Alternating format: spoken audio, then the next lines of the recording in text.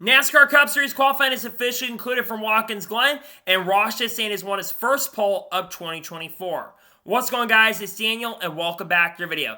As I just said a second ago, NASCAR Cup Series qualifying is officially concluded from Watkins Glen for the Go Bowling at the Glen, and Ross Chastain has won his first pole of the 2024 season. This also is Ross Chastain's second career NASCAR Cup Series poles. Remember last year, he won his first career pole at National Super Speedway, and guess what he went on to do that next day? He went on to pick up the win and the victory.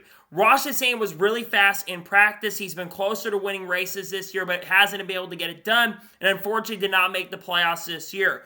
But he could be that guy that plays a playoff spoiler. Remember, last year at Phoenix during the championship race, it wasn't Ryan Blaney or Kyle Larson who went to victory lane. It was Ross Chastain.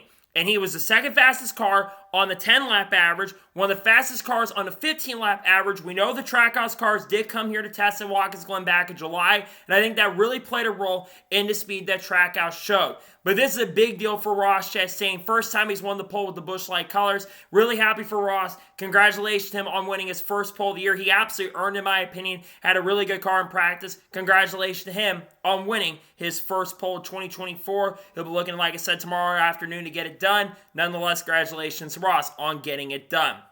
So now we're going to talk about the top qualifiers and some of the notable drivers that are starting in the back. So Ross Chastain wins the pole. Mark Truex Jr. qualifies second. A big shot in the arm for Mark Truex Jr. This 19 team has had no luck over the course of the second half of this year. In the last 13 or 14 races, Mark Truex Jr. has failed to score a single top 5 finish. If there's a track where Mark Truex Jr. desperately can turn it around, it is Watkins Glen. Really good speed in practice, especially on the long run. Really fast in qualifying. They'll be starting in the front row. Great job for Mark Truex Jr. He'll start second. Shane Van Gisbergen qualifies third. Was the fastest in his first group in group number A. Unfortunately, just not enough to get the pole, but very impressive the speed he showed in practice. I think he had about the 4th or 5th best times in a 10-lap average. I think SVG will be a factor, not just win the Xfinity Series race later this afternoon, but I think he'll have a good chance and opportunity to win the Cup race. He'll be starting third. Good job for Shane Van Gisbergen. Alex Bowman qualifies fourth. Shockingly, the only Hendrick car to qualify inside the top 10, which is really surprising. Alex Bowman, really good speed in practice. He had a very good big week last week at Atlanta. He'll be starting in the top 5. Great job for Alex Bowman. He'll start in 4th. Austin Cindric qualifies 5th. He backs up a very impressive run at Atlanta Motor Speedway last week to start inside the top 5. Great job for Austin Cindric. He'll be starting in 5th. He's been a little iffy on road courses in the past, but he had a really good qualifying run. If he comes out tomorrow with a fantastic run, he'll probably make it to the next round. Good job for Austin Cindric. AJ Allmendinger qualifies 6th. Allmendinger had really good speed in practice, just like the Xfinity Series race. He's going to be a factor tomorrow. That 13 car has been fast every time it's been on the racetrack this year with AJ behind the wheel. Got some really nice looking gold bowling colors as well. He'll be starting 6th. Great job for AJ Allmendinger. Joey Logano qualifies 7th. You know, a few years ago, Logano really struggled on road courses, but I feel like in the last couple years, really this year especially, he's really improved, especially in the next-gen era. Logano really impressed me today, starting in 7th. He's going to be in good position, backing up that win by having a really good run. It seems like every even year, Logano becomes the guy to beat. He'll be starting 7th. Great job for Joey Logano. Daniel Suarez qualifies 8th. He probably likes to start a little higher than that, but he's going to be in position to get some stage points tomorrow. Good job from Suarez. He'll be starting in 8th. Noah Gragson qualifies 9th.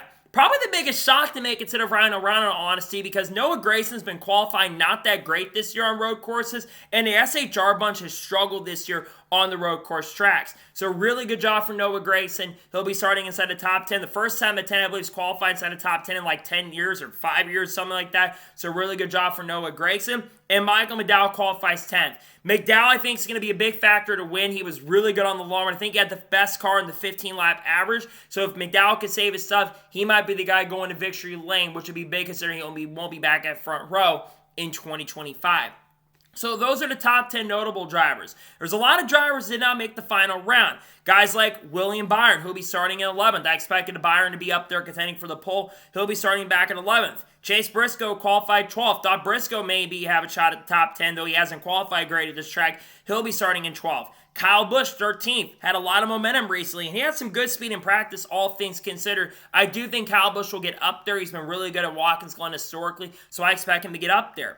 Chase Elliott's guy expected to qualify a lot better. He's starting 14th. Big disappointment there, though I think Chase could get up there. Ty Gibbs, starting 15th. been really good at road courses. He's starting in the middle of the pack. He needs to have a good run because he's on the borderline cutoff line at the moment. He needs to have a good run. He'll be starting in 15th. Tyler Reddick, 16th. This is the first time I believe in the next-gen era that Tyler Reddick has qualified outside of the top 10 on road course. That is a shock. I don't know if 2311 just doesn't have the speed. I know they had really good speed on the long run, but just a disappointment in qualifying overall. He's going to be starting back in 16th position. Cristobal, another guy who's been good on road courses. He's starting back at 17th. Big disappointment there.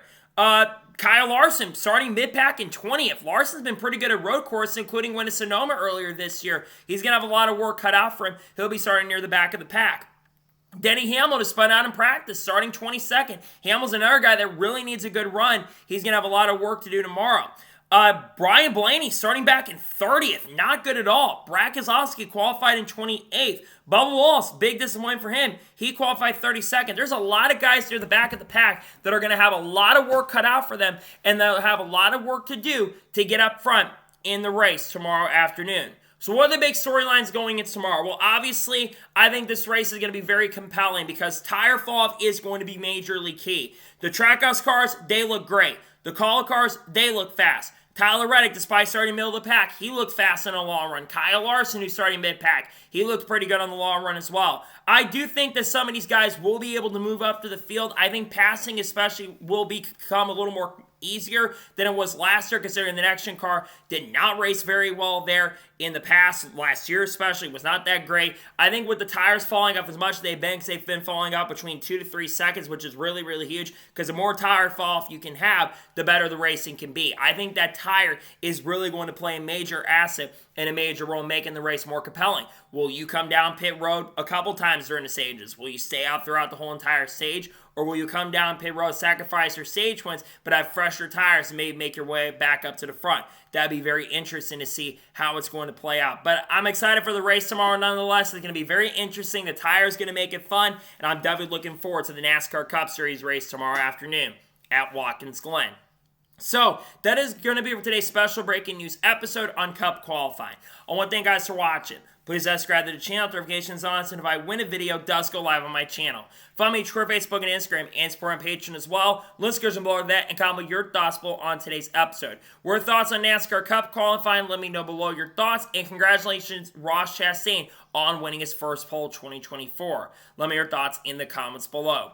Later today on the channel, we'll have the NASCAR Xfinity Series race review from Watkins Glen. We'll also have an SVG video potentially dropping if he doesn't go to victory lane. Tomorrow, we have the NASCAR Cup review, the starting lineup video, and then probably another SVG video. Got a lot of great content dropping this week. There's also going to be a news video most likely dropping in the next couple weeks or so. Got a lot of great content dropping that I cannot wait for you guys to check out. Also, Haley Deegan videos dropping really soon potentially, and a lot of their content dropping. Maybe Carlos Grubish video could be coming out, but got a lot of great content dropping soon for you guys. So anyways, like I said, I want to thank you guys for watching today's episode, and I'll see you guys next time for more great, awesome NASCAR content and other motorsports content on the channel like this. Take care, everybody.